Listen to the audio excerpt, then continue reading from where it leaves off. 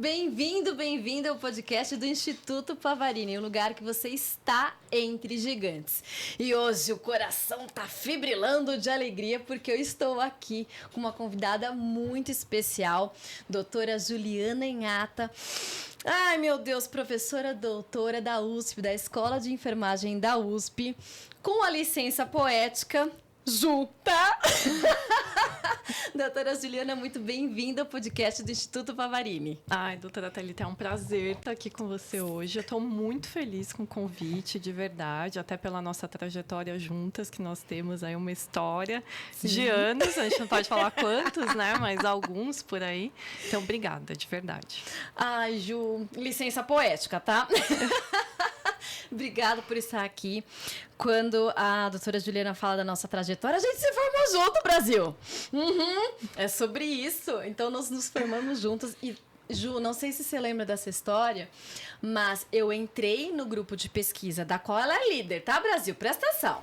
Doutora Juliana, ela coordena, ai, maravilhosa, grupo de estudos e pesquisa, presta atenção no nome, Grupo de Estudos e Pesquisas em Práticas Integrativas da Escola de Enfermagem da USP. É sobre isso. Não sei se você lembra, Ju, mas eu comecei a frequentar o grupo por você. Porque você me comentou, eu já atuava, né, com as práticas integrativas antes, e a gente conversando, você me apresentou o grupo. Foi um caminho sem volta. Eu lembro, tá? Acho que foi uma coisa meio simultânea, porque acho que a nossa história com práticas é desde essa época. Aliás, eu acho que é antes, né? Porque quem gosta da área já tem aquela afinidade anterior, e eu nunca imaginei que na enfermagem a gente poderia encontrar as PICs. E aí a gente descobriu que existia esse grupo de pesquisa, eu comentei, você começou na frente, foi monitora do grupo de pesquisa há muito tempo, e aí logo depois eu ingressei também no grupo como membro. Oh, gente, é verdade.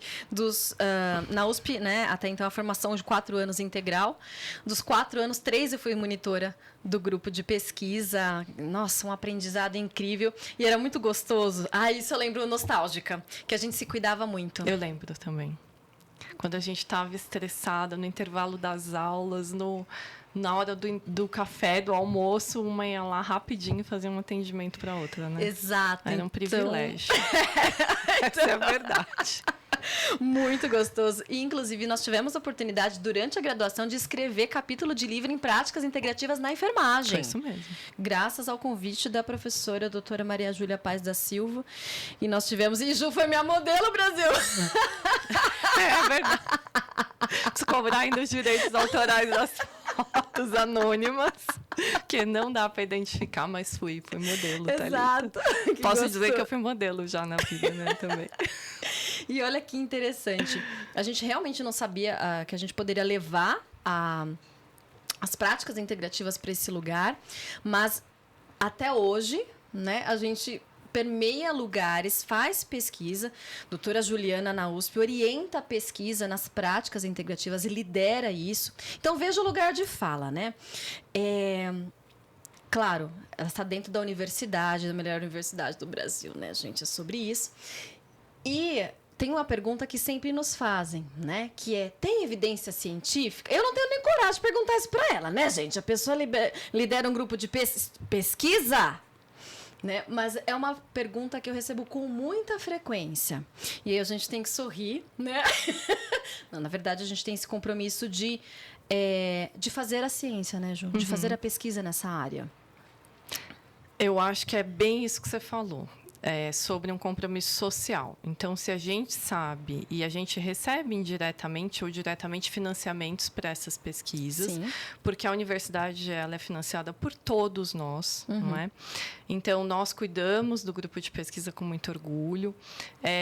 Atualmente, nós estamos com um estudo financiado também por uma agência de fomento, que é o CNPq, voltado para aromaterapia e dor na sala de recuperação pós-anestésicas. Isso são cenas dos próximos capítulos que o estudo está em andamento. Então, sim, tem evidência, nós estamos produzindo evidência séria.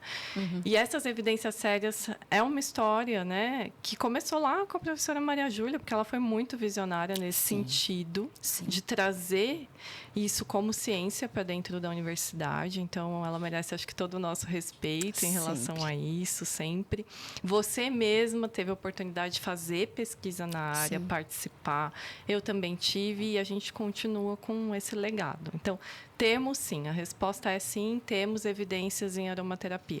São positivas, negativas? Depende dos estudos, né? Exato, Então, isso exato. cabe a nós ler com cuidado os resultados, os achados, para a gente poder passar para as pessoas aquilo que realmente é confiável e que a gente tem segurança para aplicar. Exato. E é fundamental, eu sempre honro muito quem faz pesquisa, porque são diversos os desafios, né? Você acabou de comentar que tem aí o financiamento, que é fundamental para realizar pesquisas, porque óleo essencial custa, né, gente? Sim. Então, dei o exemplo dos óleos essenciais, mas todas as áreas, né, precisam de pesquisa. E falando em pesquisa, doutora Juliana é outro nível, tá, Brasil? Presta atenção, tem uma coisa que se chama currículo Lattes, tá? Dá uma olhadinha no da doutora Juliana, presta atenção, tá? É muito orgulho, gente. E você fez pesquisas, uma pesquisa muito diferente, se eu fosse pensar no que comumente a gente faz na enfermagem. Você foi extremamente também visionária, ousada, fazer um modelo de pesquisa tão complexo em uma área tão necessária, que é a área de infecção. Então, eu gostaria que você contasse sobre a sua tese e dizer que a amizade foi posta à prova. Vou contar para você, Brasil, presta atenção. Presta atenção que a amizade Foi no nível extremo. A amizade foi posta à prova. Foi mesmo. Entendeu? Porque eu participei de pesquisa de doutora Juliana. Ela vai contar um pouquinho pra gente o que a gente teve que fazer. Conta, Ju, como é que foi esse seu desenho, esse estudo em relação ao doutorado? Então, acho que primeiro a gente tem que contar um pouquinho das nossas paixões da vida, né? Então, a primeira delas, quando eu cheguei na enfermagem, eu já tinha aquela coisa de gostar de práticas integrativas e não sabia que era possível isso. Então, fizemos essa descoberta primeiro. Mas a outra coisa que eu sempre gostei muito é a área de prevenção e controle de infecção relacionada à assistência à saúde. Então, na escola, eu tive a oportunidade de fazer pesquisa tanto na área de prevenção e controle de infecção, quanto com a professora Maria Júlia na parte de práticas integrativas. E aí, quando eu terminei a graduação, eu tinha pensado em seguir a carreira acadêmica. Era um sonho que eu tinha desde aluna. Eu falei assim, nossa, eu quero muito poder juntar os dois temas que eu gosto. Então, eu tive essa ideia, levei para a professora Maria Júlia de fazer uma pesquisa estudando um óleo essencial, que é muito conhecido pela atividade antimicrobiana dele, que é o óleo de Melaleuca alternifolia, que a gente conhece pelo óleo de tea tree. E manipular um sabonete e adicionar esse óleo essencial e comparar com outros que a gente tem no mercado, que a gente já conhece que tem características antissépticas e que são usados no ambiente hospitalar ou de assistência à saúde. Então, foi essa a proposta que eu levei e, felizmente, ela aceitou o desafio de me orientar nessa área. Ela tinha toda a expertise da parte das práticas, mas a gente também contou com uma ajuda muito importante, que foi da professora Kazuko Graziano, que quem é da área da enfermagem e fala em centro de material de esterilização, sabe que ela acaba sendo a nossa grande referência no Brasil. Né? Ou seja, você estava muito bem assessorada entre gigantes, né, Ju? Sim. E, felizmente, a gente falou de financiamento, teve financiamento da FAPESP, essa pesquisa, porque eu jamais teria condições de bancar uma pesquisa dessa natureza, porque a gente quis seguir com uma pesquisa debancada, então foi uma pesquisa experimental num laboratório de microbiologia lá da escola, que era coordenado pela professora Kazuko. Então, os insumos são caros, né? Então, felizmente, deu tudo certo. E aí, como que nossa amizade foi posta à prova? Agora eu vou contar. O desenho do estudo do doutorado era assim. A gente pegou uma metodologia europeia validada que se chama EN 1499.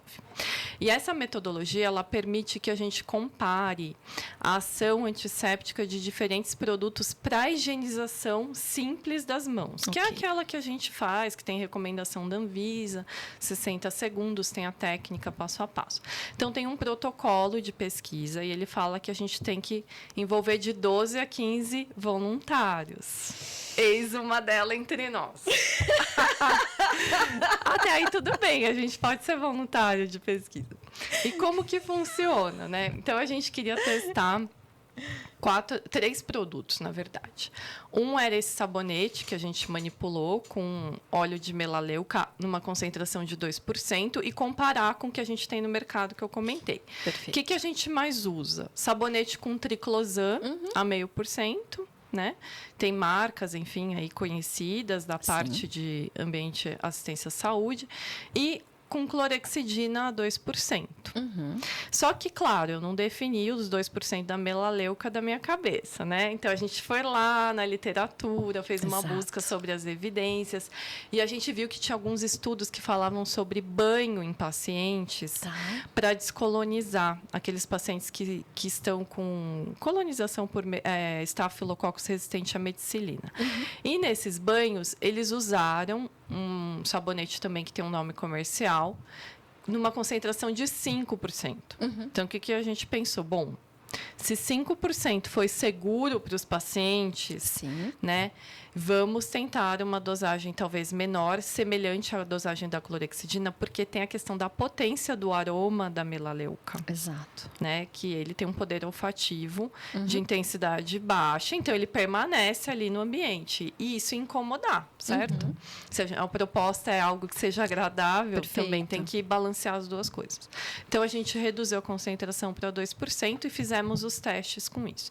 E aí eu comentei que eram 4 produtos. Por quê? Porque a metodologia, ela ensina a manipulação de um sabonete como se fosse neutro, referência, porque a gente tem que comparar todos os produtos em relação a ele, para ver qual que é a redução, né, microbiana que cada um causa em relação àquele sabão referência. E aí a metodologia fala que a gente vai considerar que ele tem poder antimicrobiano se ele tiver um desempenho superior ao sabonete referência. Perfeito.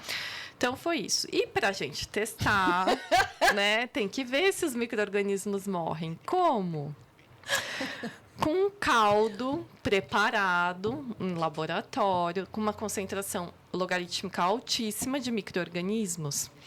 E tem que ser uma cepa que seja segura para os indivíduos. E a metodologia sugere a cepa de Escherichia coli. É uma cepa indicada laboratorialmente, tudo certinho. A gente tem que comprar essa cepa, não pega Escherichia coli, pelo amor de Deus, do ambiente, né? Então, é uma cepa bonitinha de freezer. Mas, de qualquer forma, é uma Escherichia coli. Né? Assim, só para ajudar, assim, quem não é bem dessa área, Escherichia coli a gente encontra, tipo assim... Dá um exemplo. No trato gastrointestinal, nas partes mais baixas, né? Ai, que fina! Fina! Cocô? Então, a gente tem fotos das pessoas, dos voluntários, mergulhando as mãos, porque tinha tempo de contato, depois tempo de secagem, eles tinham que ficar balançando as mãos para não formar gotas, ou seja, não acumular mais micro-organismos nas pontinhas dos dedos. Então, eles esfregavam a pontinha dos dedos nas placas de Petri, com um caldo de cultura para poder crescer um micro-organismo, né? E depois a gente fazia a contagem, né? Antes de higienizar as mãos, que era essa contagem grande, e depois que ele higienizava, seguindo a técnica padronizada, tudo cronometrado, tudo certinho, né? E tinha uma ordem específica para usar os produtos. Então, como eram 15 voluntários, a gente faz uma randomização, um sorteio, né? Uma divisão, para cada voluntário seguir uma ordem específica, para garantir que quem, por exemplo, usou a clorexidina primeiro, isso não impactaria no que usou o óleo de melaleuca depois, ia dar diferença. Vamos supor que ela tivesse um desempenho melhor. E assim foi feito, né, o desenho do estudo. E o que a gente teve de resultado? Ai, meu Deus! Ai, presta atenção, Brasil, presta atenção. Conte. Todo mundo fala, nossa, clorexidina, uau. Quem trabalha na área hospitalar está acostumado quando tem surto, por exemplo, em UTI, de micro-organismo multiresistente. A CH vai lá e institui, vamos todo mundo higienizar as mãos com sabonete com clorexidina, né? Durante o surto, etc., para tentar conter. Só que o que aconteceu na pesquisa? A clorexidina, todos tiveram um desempenho superior em relação ao sabonete de referência, porém, o sabonete com a melaleuca e o triclosan foram superiores ao sabonete com clorexidina. Uau! Sendo que o sabonete com triclosan e o da melaleuca tiveram um desempenho bem equivalente em termos, quando a gente aplica os testes estatísticos, né? Uhum. Então, o que é interessante? Que a gente tem uma evidência científica Sim. robusta, que segue uma metodologia já padronizada internacionalmente, europeia, que eles usam, inclusive, para desenvolver os novos sabonetes antissépticos que a gente utiliza na prática, e que ela teve um resultado tão bom quanto aqueles que a gente já está acostumado a usar. E aí a gente não parou por aí. Meu Deus! Meu Deus, meu Deus. Você prestou atenção? Eu até esqueci de falar. Você já apertou o botão que você está curtindo, né? Você acabou de ouvir. Você acabou de ouvir da doutora Juliana uma metodologia incrível, séria, robusta. Não é que assim, eu acho que... Não acha nada. Tá lá, a gente enfiou a mão no caldo de bactéria, tá? Mas entenda, você vai conseguir ler na descrição aqui do vídeo, tem os artigos, tá? Você pode ver a tese na íntegra, mas entende esse lugar de fala? A importância desse impacto? E outra coisa importante, você está vendo que tem um QR Code aqui na tela? Entra lá. Entra lá, vou nem te contar o que tem. Entra lá que você vai aproveitar muitas coisas que tem ali do Instituto Pavarini e você me conta. Mas continua, doutora Juliana. Mas não para, gente. Que coisa boa. Então, aí... Tá bom, ok, nós temos um resultado muito quantitativo, numérico, né, expressivo que dá certo. Mas e como que fica a questão olfativa ou outras questões que a gente fala que é muito importante na questão dos profissionais aderirem à prática de higienização das mãos, que é a integridade da pele, né? Então, qual que é a aceitação dermatológica desse produto? Então, a gente fez uma segunda etapa, Uau! que era uma etapa mais qualitativa, né? Que os profissionais experimentavam os 3 produtos e eles falavam as percepções deles em relação à parte olfativa e em relação à parte da aceitabilidade dérmica do produto. Tá? A gente não fez testes a longo prazo, tá, gente? Nesse caso, foi um estudo transversal, que é uma fotografia só daquele momento, né? Então, o que as pessoas relataram? Que a mão ficava muito mais macia, mais aveludada, né? Então, em termos de aceitabilidade dérmica, ele foi bem melhor do que os outros. Agora, em relação à parte olfativa, que aí é algo que talvez tenha que se trabalhar, nem todas as pessoas, assim como todos os outros aromas, são agradadas pelo aroma de melaleuca. Né? Então, para algumas, aquilo remetia a um cheiro de pinho, sabe? O desinfetante de pinho. Principalmente as pessoas que já tinham mais idade. Olha que interessante. Mais maduras, né? Os mais jovens, não. Eles já sentiam um aroma um pouco mais fresco, mais próximo do eucalipto, por exemplo, né? Então, essas pessoas que gostavam de coisas mais... Ou que tinham coisas respiratórias, afecções respiratórias, por exemplo, eu tenho bronquite, rinite, etc. Elas já associavam mais a questão do eucalipto. Né? Então, foi isso. Então, nós avaliamos mais as percepções. A gente não verificou se teve nenhum impacto em alguma questão emocional ou psicoemocional. Isso não foi avaliado. Tá. Você ouviu, gente? Comenta aqui, por favor. Dá um feedback para a doutora Juliana.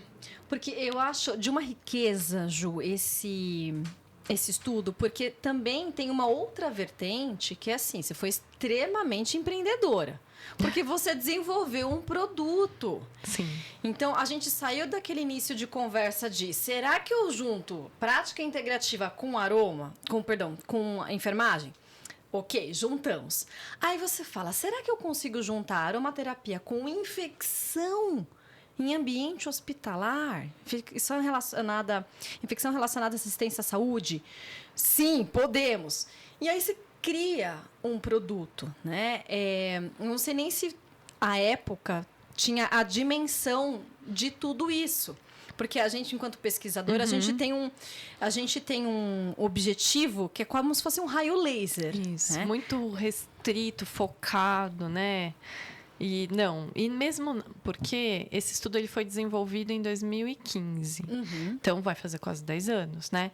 Há quase 10 anos atrás, não se falava tanto de empreendedorismo em enfermagem, nem na própria universidade. Sim. Então, a universidade, recentemente, nos últimos 2 a 3 anos, para cá, começou a, inclusive, criar disciplinas de empreendedorismo. Porque não adianta só a gente criar ciência e desenvolver ciência. Ela tem que chegar na ponta, né? Exato. E pessoas têm que empreender para isso. Fazer essa transposição. Então, sim, naquela época a gente acabou não seguindo muito por esse caminho. E olha que incrível. Então, veja, eu gosto de reiterar algumas questões, porque por mais que eu tento trazer o humor, a leveza, né? É sempre esse lugar de fala. É uma evidência científica. A gente tem conforme a gente usa, né, na nossa saúde, a gente já comprovou os benefícios, a gente participou e participa de um grupo de pesquisa que a gente discute isso, mas o tempo todo, para a gente chegar e afirmar, a gente vai para esse lugar de vamos ver o que as evidências científicas trazem. Então, vamos comprovar. É uma inquietude muito saudável. E, novamente, eu falo dessa importância porque por meio da aplicação dessas e a realização dessa pesquisa, que é um belo de um desafio, é que, por exemplo, a minha atuação clínica ela é garantida.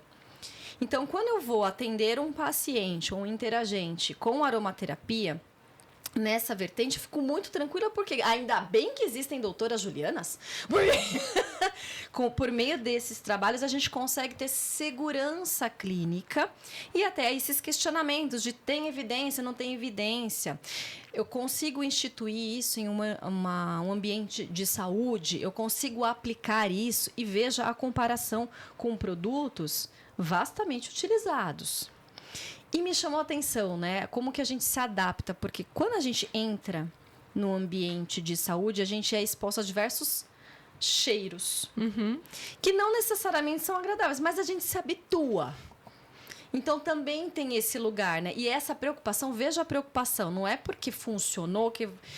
A aromaterapia, a gente tem que ter essa cautela. Não é porque funcionou uma parte que eu vou enfiar a goela abaixo no outro.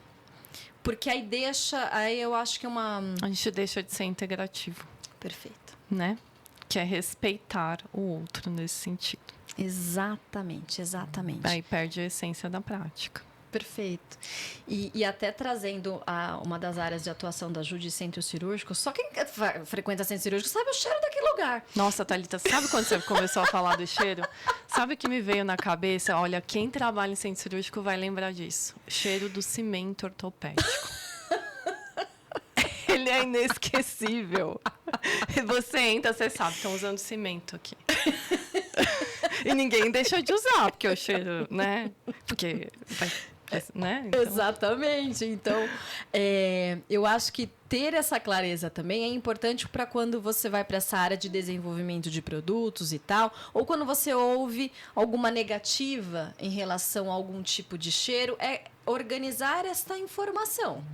Né? Porque se você tem um produto extremamente eficaz, menos agressivo para a pele, vai mudar o cheiro, né? E você vai se adaptar, né? E a gente tem tantos profissionais que têm problemas de dermatite. Exato. Pela questão dos produtos e também pelas luvas, né? Sobretudo. Exato. Exatamente. E aí não consegue, por exemplo, usar o produto alcoólico porque queima mais ainda. Daquela ardência insuportável, né? E a gente está muito exposta, né? Quando teve um setor que eu trabalhei, que era o transplante de medula óssea infantil. Fases da vida, né, gente? Na qual a higienização... Aí não tinha nem acordo, não tinha o que... Não, era clorexidina todos os dias, plantão de 12 horas. Quantas vezes você lava a mão no plantão? E feria, de fato, a pele. Feria muito. Criou sulcos nas minhas digitais, a ponto de quando eu fui renovar a digital, perguntaram, olha que interessante, perguntaram se eu tinha problema de pele. Eu falei, não. Falei, mas eu sou enfermeira. A pessoa fez um Ah, tá. Entendi agora, normal. Por conta das luvas e dos produtos que, de fato, são agressivos, né? Mas a gente entende a utilização. E que lugar de fala, Ju do céu. E aí vocês estão prestando atenção que eu trago pessoas diferenciadas aqui, né? Compartilha com quem é do centro cirúrgico, quem gosta dessa área de desenvolvimento de produto, empreendedorismo. Compartilha, olha a riqueza de tudo isso. Assista novamente, veja os artigos que estão elencados aí. Isso aqui é para você. Isso é para desenvolver a sua fala também, o seu conhecimento. É para isso que esse podcast ele existe. É claro que eu tenho uma paixão aqui pela aromaterapia, mas entenda que a gente sempre está buscando, porque é direito de todos saber a potência das práticas integrativas. Então, eu preciso que você saiba disso e compartilhe com as outras pessoas. É um ato gentil também. E aí, se você prestar atenção aqui na mesa, tem um papel aqui, entendeu? Mas por quê? Porque entenda, gente, entenda. Ju, eu tomei essa meta, eu tomei esse negócio que a gente vivencia. Conforme a gente seleciona os lugares que a gente anda, algumas discussões elas não existem mais. Por exemplo, quando a gente frequenta o grupo de pesquisa lá na USP, não se discute se práticas integrativas têm ou não evidência. Essa pergunta ela é muito rasa, ela não faz parte. O que se discute é, para este fenômeno, para este controle, eu tenho evidência suficientemente? Aí é outro lugar de fala. Então, a gente está acostumado com isso. A gente não discute mais se funciona ou se não funciona. No entanto, existe um racional sempre muito cauteloso, que a gente, veja, é uma universidade com um grupo de pesquisa que a gente vai testar. E as nossas falas, para a gente afirmar alguma coisa, é muito interessante, porque quanto mais a gente estuda, mais a gente fala, peraí, rapidinho, coisa rápida, deixa eu ver aqui. O que tem de mais novo nas evidências científicas? A doutora Juliana trouxe um negócio ali, minha gente, que eu tô de olho maravilhoso, viu? Vou compartilhar com você. Que reitera a fala dela. E assim, eu convido você a olhar outros artigos de doutora Juliana, tá? E, inclusive, Brasil, presta atenção. Os trabalhos de doutora Juliana têm um impacto tão importante na nossa vida, Ju, que se hoje a enfermagem utiliza a aromaterapia, a sua contribuição está lá, porque está nos documentos norteadores do COFEN. Do Conselho Federal de Enfermagem tem a citação sua. Então, muito obrigada por tamanha contribuição. Então, é muito gratificante mesmo, é uma honra mesmo você estar aqui, essa amizade tão gostosa. Mas me conta, o que você trouxe aí, gente? Que eu tô vendo aqui, eu tô curiosíssima, porque a doutora Juliana escreve tanto artigo bom. Não, então, o que eu trouxe? Eu trouxe, na verdade, quando você falou assim, Ju, licença poética da doutora Dalita, a gente quer conversar no podcast sobre o óleo de melaleuca. Eu falei, bom, né? Então vamos olhar o que tem de mais novo, quais as melhores evidências. Deixa eu dar uma olhada se é alguma revisão nova, porque até então eu conheci uma um pouco mais antiga, que é a mais citada de todas, que é a da Carson, mas é de 2006. Então, se vocês forem ver, já daqui a pouco tem 20 anos essa revisão. E saiu uma revisão nova do ano passado, uma revista farmacêutica, tá? Que de um fator de impacto, né? Que a gente fala. O que é fator de impacto na ciência das revistas científicas? É o poder que aquela revista tem de penetração, de capilaridade entre aqueles profissionais, e então o quanto ela costuma ser citada por outros periódicos científicos. Então, ele tem um bom fator de impacto, essa revista. Acho que, se você quiser, depois eu te passo a referência para você deixar lá embaixo, indicado, assim, bonitinho. Então, eles fizeram uma revisão só sobre o uso de melaleuca em humanos. Tá? E aí só pegaram estudos, que é o que a gente chama de ensaios clínicos randomizados, que são aqueles estudos que sempre comparam uma intervenção com algo que vai controlar ou que vai simular um placebo, né? Digamos assim. E aí eles selecionaram 46 estudos. Nossa, ótimo. Bastante até, né? Eu achei. Teve bastante produção a partir dos anos 2000, assim, se olha no gráfico, é um boom de produção sobre a melaleuca, tá? E aí eles dividiram basicamente em odonto, dermato, infecção e que mais? Feridas, isso mesmo. E aí eles colocaram outros temas, assim, né, em geral. E aí, o que eles contam pra gente? Por exemplo, na área de odonto, tem diversos estudos que usam o óleo de melaleuca em enxaguante bucal. Para comparar Quem que é o nosso principal enxaguante bucal? Clorexidina, de novo. Né? Então, aí eles usam numa concentração menor, de 0,2 a 0,5. E aí tem vários efeitos positivos para inflamação, principalmente para quem tem periodontite. Então, tem algumas coisas nesse sentido. Tá sempre associado a um cuidado usual, que, por exemplo, eles fazem raspagem, né? Para tratar e tudo mais. Aí só vou fazer uma lista. A gente presta atenção. A doutora Juliana, ela falou aqui, eu vou... Ela não falou em nenhum momento que é para pegar o óleo de melaleuca e pingar na boca. Não. Ela falou... Se você for pensar, é uma concentração baixíssima, Exato. né? E é toda o preparo, eles acabam usando a mesma solução. Então, tem que usar a mesma base para os dois casos. Então, usa a mesma base, como se fosse uma base carreadora, entre aspas, mas é um enxaguante bucal, né? Sim. Com o melaleuca e a outra com a clorexidina, para eles poderem fazer as comparações, né? Perfeito. Eu só fiz esse comentário porque, assim, às vezes chega, sabe, um negócio assim, Thalita, eu passei mal, eu falei, porque eu pinguei óleo essencial direto na boca e me causou queimação na mucosa, né? Porque não é, definitivamente é algo que eu peguei para poder explicar cada vez mais para um grande número de pessoas, né? Porque, como eu falei, isso dentro da academia não é uma fala que aparece, né? Não é essa fala. Mas, como o canal tem uma capilaridade para diversos públicos, é importante destacar isso. Ninguém está falando para pegar o óleo essencial e pingar diretamente na mucosa, porque definitivamente não é esse o uso.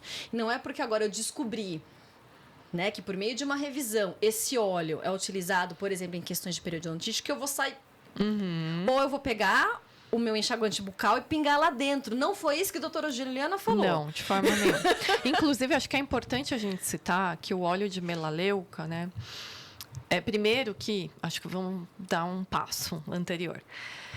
Quando a gente fala do óleo, ele tem mais de 100 compostos para formar esse óleo, né? E durante o processo de extração, etc. E existe um comitê internacional de padronização que ele fala qual é o rigor que esse óleo tem que apresentar para 15 das substâncias dessas 100. Então, tanto as concentrações mínimas quanto as máximas, para ele ser seguro para uso. Então, a principal substância é o terpenen 4-ol, que é a eles que eles atribuem a característica antimicrobiana do óleo, né?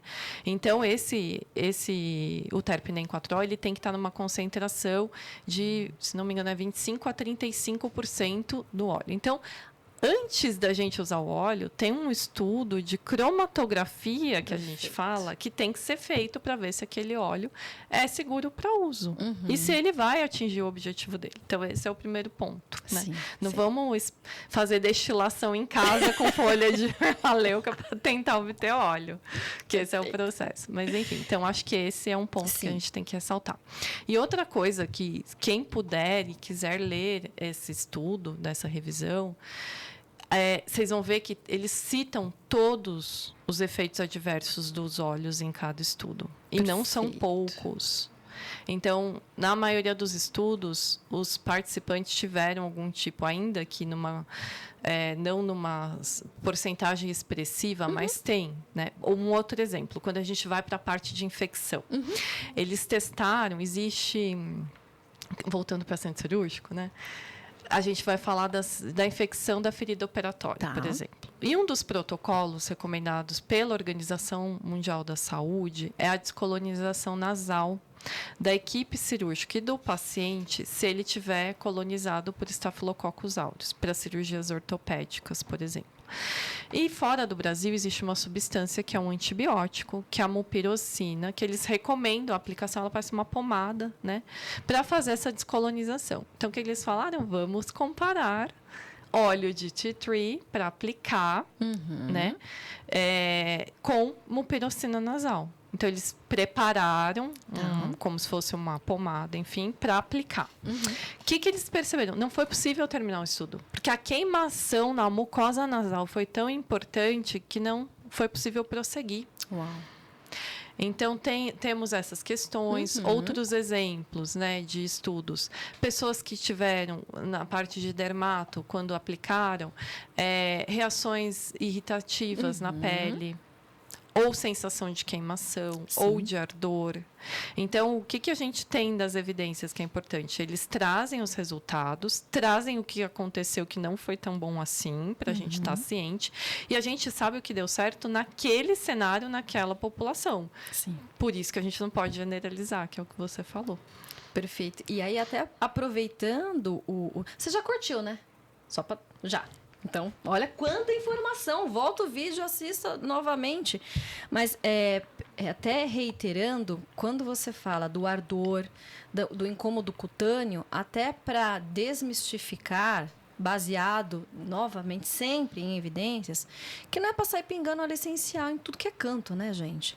Essa não é a forma mais segura de você, ainda mais a concentração, de você fazer a aplicação cutânea. Então, você trouxe dois exemplos muito, muito importantes, que é pingar, né? Que é você pingar diretamente na pele e mucosa nasal. Porque as pessoas ainda assim têm esse lugar de, como é natural, eu vou colocar. E aí, além de colocar em tudo que é tecido possível, as pessoas falam, como é natural, eu vou colocar um pouco mais. Para que a gente tenha Para garantir. Para garantir ter um melhor resultado. Então, é muito importante essa sua fala, Ju. Pode continuar. Eu acho que isso a gente pode extrapolar para uma outra questão, que não tem a ver necessariamente com a aromaterapia, mas com a questão do equilíbrio.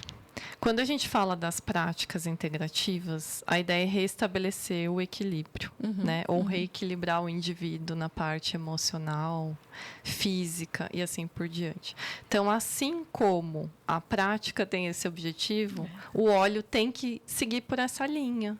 Então, precisa de um equilíbrio na dosagem, inclusive, que a gente usa. Isso tem que ser muito embasado, a pessoa tem que estudar, né, saber o que ela está misturando. É uma alquimia, como, que nem na perfumaria, por exemplo. Exato, Né? exato. Não é assim, nossa, vamos pôr um monte de... Porque muitos perfumes usam óleos essenciais, os mais caros. Exato. Vamos pôr quanto mais melhor, porque o aroma do perfume vai perdurar por mais tempo. Vai ficar um perfume insuportável. Insuportável, de fato. Perfeita essa correlação. E quanta coisa boa, mas conta mais esse artigo, Ju, tô adorando aqui. Então, aí falamos um pouquinho da parte de dermato, né? Que eu comentei de infecção, que tem a ver com a mucoviricina. Quando a gente vai para infecção, fiquei super feliz. Aqueles 2 estudos que você participou como voluntário estão citados aqui, o que é muito bacana. Eu fiquei bem contente. Inclusive, foi feito um depois daquele muito parecido. E teve ótimos resultados para melaleuca. Então, acho que o caminho fica esmiuçado que para a higienização das mãos ela pode ser um potencial. Perfeito. Quando tem uma outra, né, uma outra questão relacionada à infecção, que é aquela doença de pele molusco contagioso. Eles testaram também a aplicabilidade, mas numa solução com uma base iodada. E tiveram ótimos resultados também. Então, pode ser promissor nesse sentido. Sim.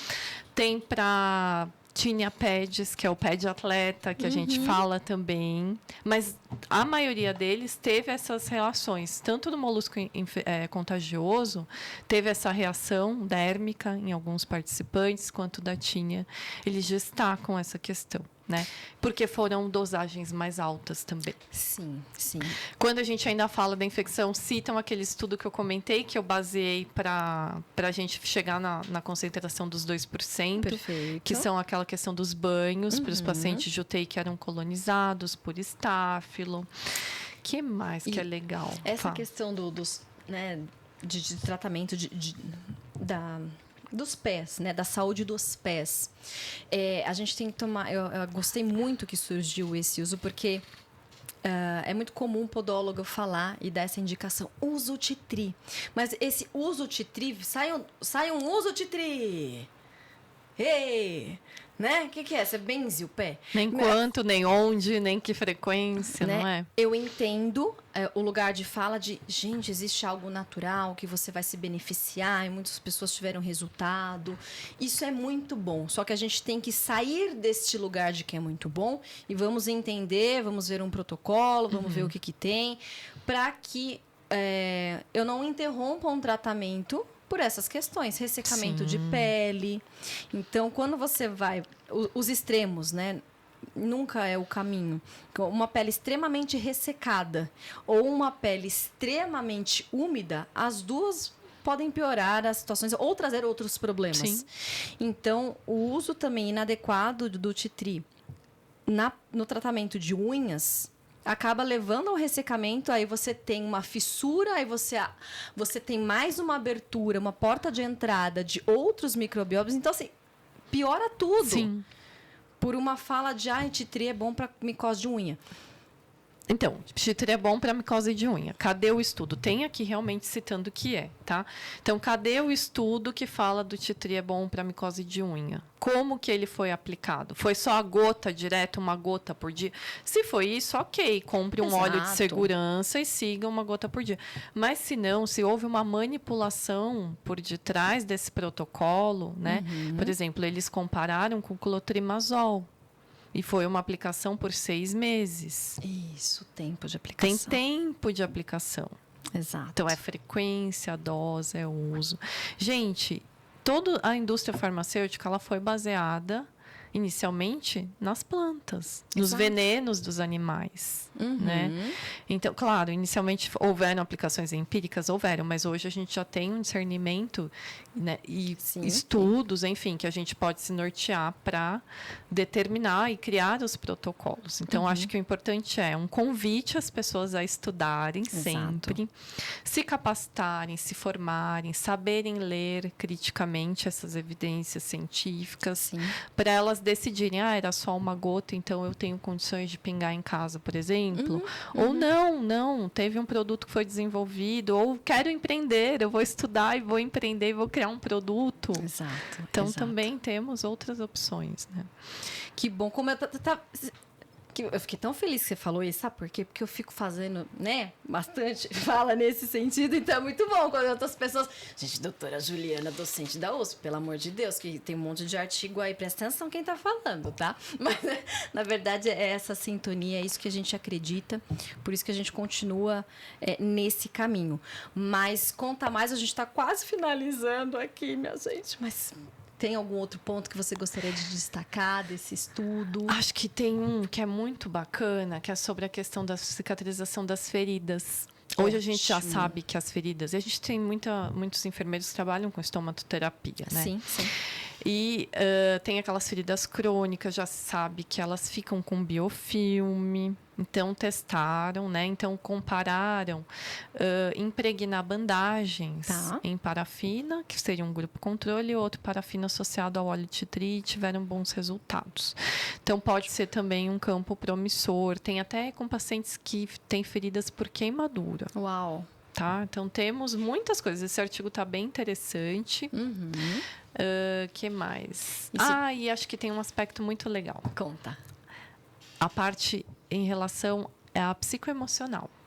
Que eles não incluíram nenhuma dessas áreas que eu comentei, mas eles encontraram um estudo que queria verificar se a melaleuca ele tinha ação aromaterapêutica para ansiedade e para melhora de sono. Show.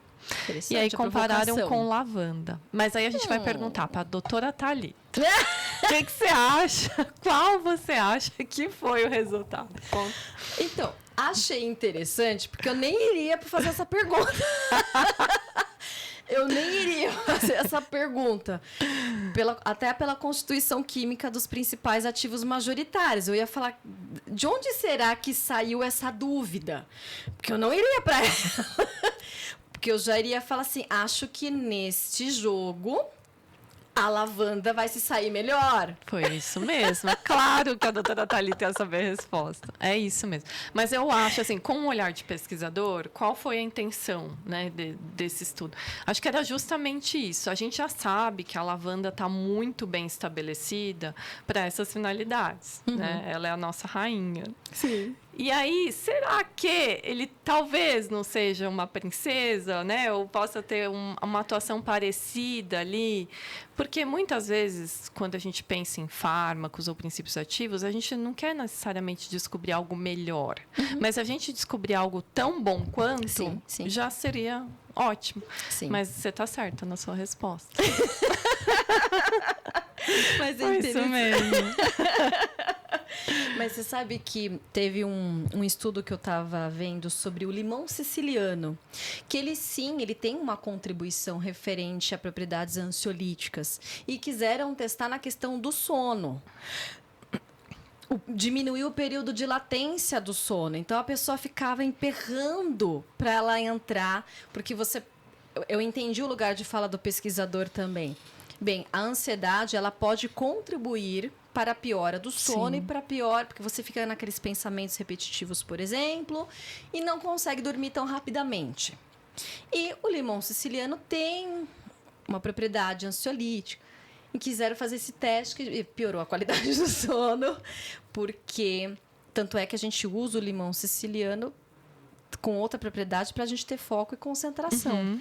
Né? Então, talvez alguém pudesse fazer até essa mesma provocação, né? Olha, mas conhecendo o limão siciliano, eu já não iria para pensar nisso. Mas isso ajuda nas discussões sempre, né? Sim. Sempre é uma contribuição. E já trouxe uma pista importante, que você não vai pedir para a pessoa usar limão siciliano para foco e concentração à noite. Você, exato, como aromaterapeuta. Agora, a doutora Thalita, como aromaterapeuta clínica, ela não vai prescrever para ninguém usar limão siciliano à noite. E aí, indo nessa mesma linha, quando a gente fala de ansiedade, né, que eu sempre faço essa provocação, né? Não queiram medicalizar a aromaterapia.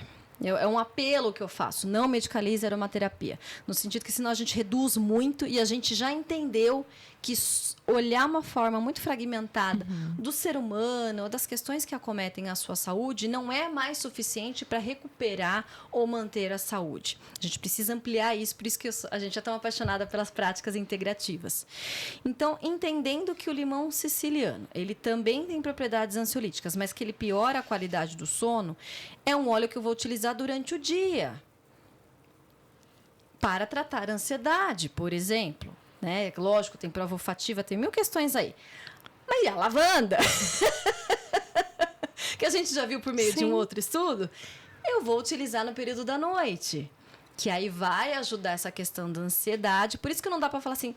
É muito comum, sabe, Ju, essa fala. Thalita, qual é o óleo de... Aí você fala, gente, como é que eu respondo isso, gente? Eu não consigo. Pois é, porque aí também perde o caráter do integrativo, que é o que a gente estava falando. Exatamente. Que é o de personalizar a terapia para aquele indivíduo, né? Exato. Então, eu entendo as pessoas quererem algo rápido e eficaz para resolver os seus problemas. Porque nós estamos acostumados com isso, né? Estamos. A gente acostumou com tomar alguma coisa e dali 30 minutos resolver. Resolver muito entre aspas. Sim. É um olhar estrábico e míope.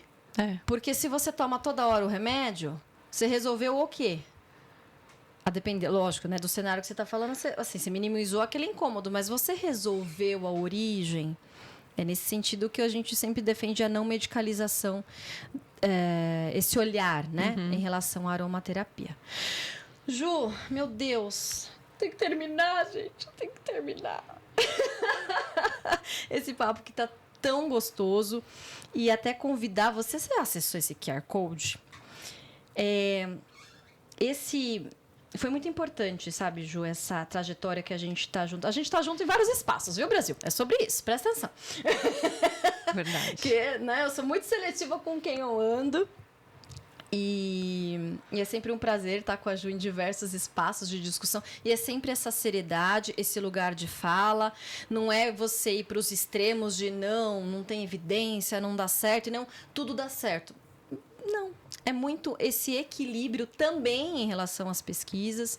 E esse lugar, essa seriedade, de vamos verificar, né? E a partir disso, dessas evidências, eu consigo ter mais segurança para minha atividade clínica. É isso que forma o Instituto Pavarini. Todas as formações que você fizer no Instituto Pavarini é nesse lugar de fala.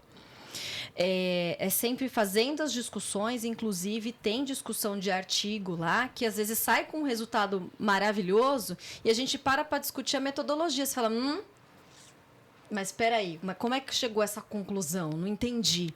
É claro que a gente precisa de tempo para poder fazer isso, sim, não vai ser no podcast.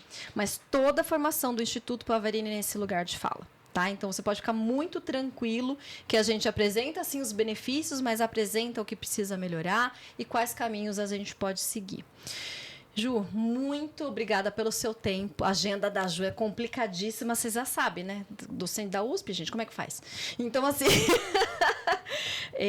muito obrigada pela sua parceria sempre, pela sua generosidade de compartilhar tanto com a gente, de continuar esse legado do grupo de pesquisas dentro de uma universidade, que é extremamente desafiador.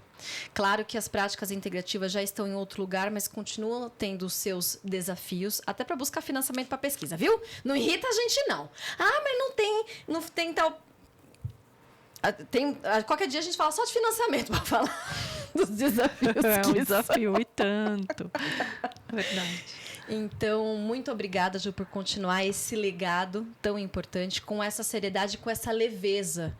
Então, é sempre um privilégio estar com você. Muito obrigada mesmo, Ju. Thalita, eu só tenho a agradecer, dizer que o legado é nosso, que eu sei que você tem trabalhado demais nessa área. Eu fico muito feliz, de verdade. Porque você seguiu com toda a sua formação lá na universidade, você fez seu mestrado, você fez seu doutorado na área e se capacitou tanto para trabalhar em outros espaços e trazer a seriedade das práticas para os outros espaços e também da enfermagem. Então, obrigada também você pelo convite e pela sua trajetória e por poder fazer parte dela de alguma forma. Ai, gente. Obrigada mesmo, Ju. É muito especial, gente. É que não dá vontade de acabar, mas a gente precisa, né, Brasil? Mas quero agradecer muito. Mande um beijo bem gostoso para Helena, para o Thiago. Eu mando, sim. Obrigada. Essa família linda que você construiu. Então, espero que você tenha gostado tanto quanto eu gostei dessa trajetória. Pode mandar suas dúvidas aqui. Você sabe que, olhando o canal do Instituto Pavarini, tem uma lista de vídeos do Nursecast Brasil. Que tá lá, doutora Juliana, Brasil. Verdade. Tá lá, né? Fomos filmar lá no Centro de Simulação da Sociedade Brasileira de Centro Cirúrgico, da SOBEC. E a doutora Juliana apresentou pra gente. Então, você vai vê-la também em outras áreas de atuação, porque é isso que a gente faz. A gente une paixões para a gente continuar seguindo nessa trajetória. Então, mais uma vez, muito obrigada. E eu aguardo você, então, no próximo episódio aqui no Instituto Pavarini. Até mais. Tchau.